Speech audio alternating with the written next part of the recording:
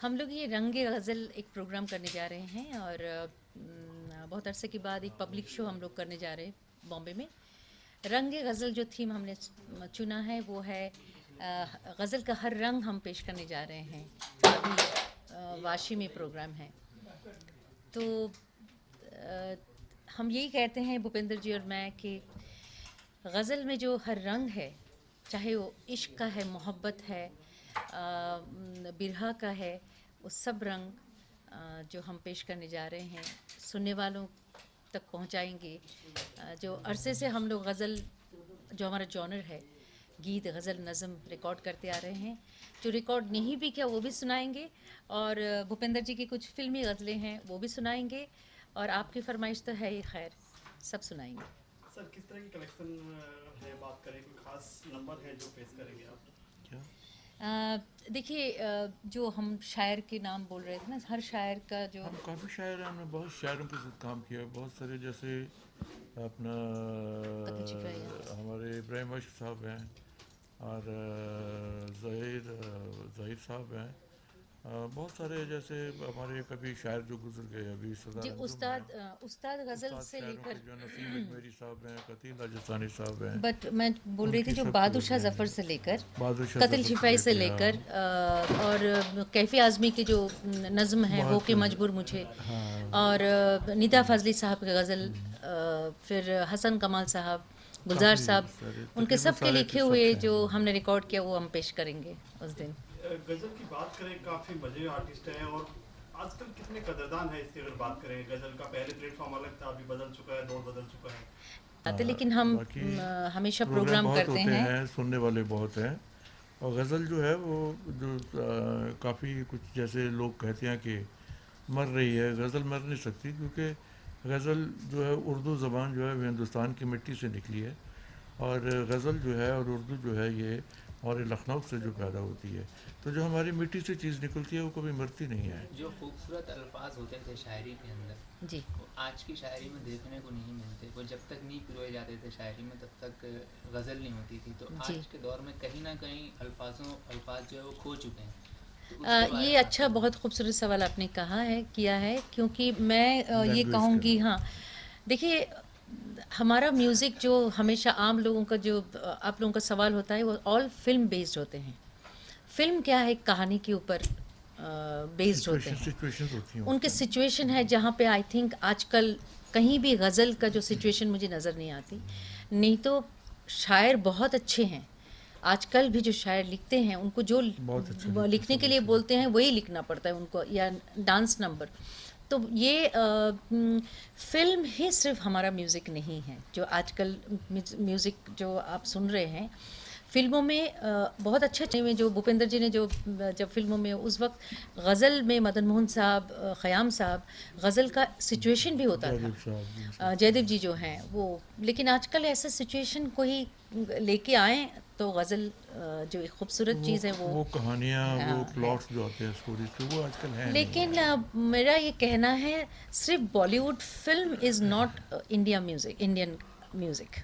India में बहुत कुछ है। हमारे इंडिया में ठुमरी, दादरा, गज़ल, सूफ़ी, भजन, सब कुछ। फिल्म के बाहर भी बहुत ख़जाना बहुत बड़ा है उसका। तो कहीं ना कहीं फ़िल्म का जो मार्केटिंग है, आपको मैं कहूँगी, जो फ़िल्म का मार्केटिंग बहुत ज़्यादा होता है, एक ही गाना बार बार बजता है, इसके लगता है कि आजकल का गाना है। कंपोजिशन पे आजकल बहुत नए सिंगर्स जो आ रहे हैं, जो गज़ल को अपना रहे हैं, बहुत अपना बहुत अच्छा गा रहे हैं अपना सब। प्रोफेशन बना रहे हैं, उनको सुनिए ज़रूर। तो कहीं ना कहीं आपकी कोशिश रहेगी कि वो जुमले वो अल्फाज को दोबारा से सुनने को मिले लोगों को। बिल्कुल, आप आइए हमारे शो, तो ये रंगे गज़ल हैं कि गज़ल क्या है। खूबसूरती ये है गज़ल में कि जो मोहब्बत की बात होती है, जी। एक सूफियाना अंदाज है और बहुत रिच है, लिटरेचर की बात है। तो मिताली जी, एक बात जानना चाहेंगे, जैसे गजल की जो मार्केट है, कहीं है उसके चाहने वाले हैं, हिंदुस्तान से ज़्यादा बाहर देशों में है, बाहर उनकी कदर की जाती है, यहाँ पर इतना वैल्यू नहीं है। फिल्में आती हैं, रातों रात हिट हो जाती हैं, लेकिन गजल के लिए कुछ लिमिटेड ही दायरा है, कुछ गिने चुने लोग हैं जो पहुँचते हैं। जी, उसके बारे में क्या कहना चाहेंगे आप? अफ़सोस ये है कि अब जो भी कुछ, मैं तो कहती हूँ कि पहले प्यार था, अब सिर्फ प्यार है। तो एक प्यार के ज़रिए हम गाने, ऐसे ऐसे न्यूज़ पे भी वही गाने चलते हैं जो गज़ल वाले हम काम करते हैं, रोज़ रिकॉर्ड करते हैं, लेकिन वो आप तक नहीं पहुंचते क्योंकि उसके लिए मार्केटिंग की ज़रूरत है। लेकिन जिनको पता है, जो संगीत के रसिक हैं, उनको पता है कि हम क्या गा रहे हैं, हम क्या रिलीज़ कर रहे हैं, वो हमें फ़ोन करके हमें आईट्यून्स से गाने वो लोग सुनते हैं। सिर्फ मैं ये कहूँगी कि 26 इंच, 32 इंच, जो 55 इंच की जो टीवी है, वो हमारे हिंदुस्तान नहीं है। हिंदुस्तान के सुनने वाले उससे भी परे जो तादाद में हैं, वो सुनते हैं। इसके लिए तो हम लोगों ने लगातार 3 एल्बम रिलीज़ किया है, क्योंकि ये चर्चा करने वाले दिखते नहीं हैं, लेकिन सुनते ज़रूर हैं। आपने बात की इंटरनेट की, यूट्यूब की, या जो भी है पब्लिसिटी की आपने बात की। एक दौर था उस टाइम में यूट्यूब वगैरह ने भूपेंद्र ने इस टाइम स्टार्ट किया, तो उस दौर के अगर कोई वाकया याद दिलाएंगे आप पब्लिसिटी का? देखिए, मैं एक बात ज़रूर कहूँगी कि लोग म्यूज़िक सुनना नहीं कम करेंगे, ज़रिया बदल जाएगा। जैसे कैसेट से सीडी हुआ, अभी सीडी से आईट्यून, यूट्यूब हो गए, सुनना और इनफैक्ट बढ़ गया है। जहाँ कि हम लोग यहाँ रिलीज़ करते थे, लोगों तक नहीं पहुँचते थे, कि साउथ अफ्रीका में बैठ के लोग ये गाना नहीं सुने, तो यूट्यूब के ज़रिए हम लोग घर घर तक पहुँच गए। ये बहुत अच्छी बात है कि जिनको जो सुनना है वो ज़रिया बदल गया है, टेक्नोलॉजी बहुत आगे आ गई है, और this is a very good thing.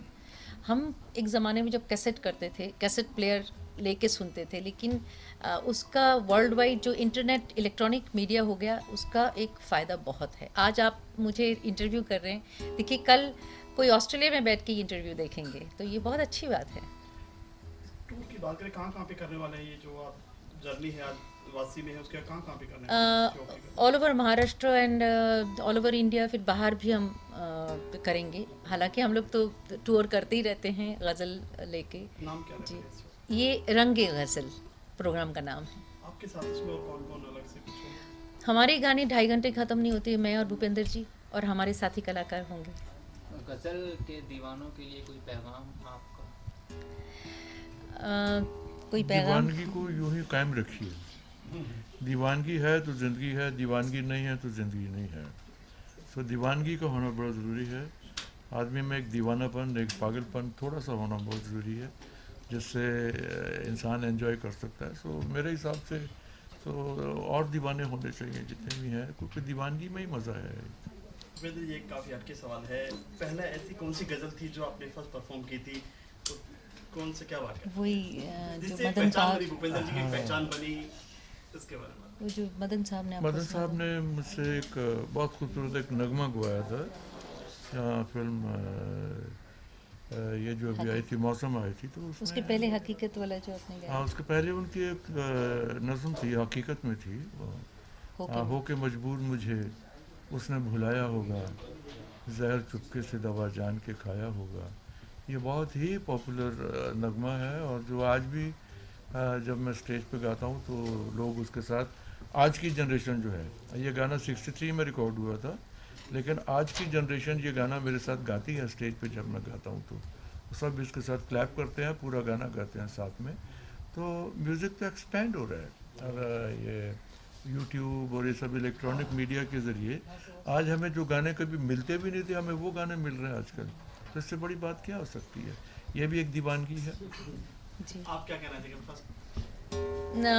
मैं गज़ल गाती थी, बहुत सोलो शोज़ करती थी, और जब मैं भूपेंद्र जी को नहीं मिली थी, तब मेरी एक एल्बम तो म्यूज़िक इंडिया में मैं उन दिनों सब सारे सिंगर्स के साथ ख़जाना प्रोग्राम में मैं गाती थी, तब रिलीज़ हुआ था, एल्बम रिकॉर्ड हुई थी।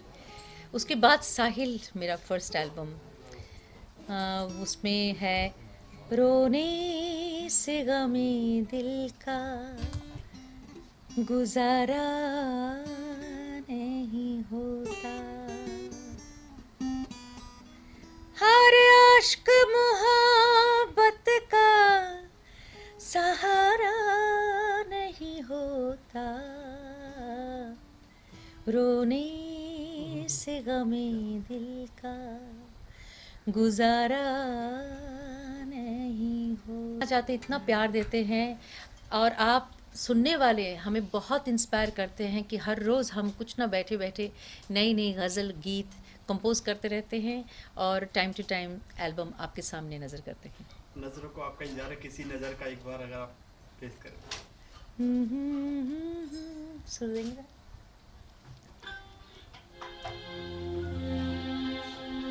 किसी नजर को तेरा इंतजार आज भी है, कहाँ हो तुम के ये दिल बेकरार आज भी है हो। इंतजार रहेंगे। Thank you sir.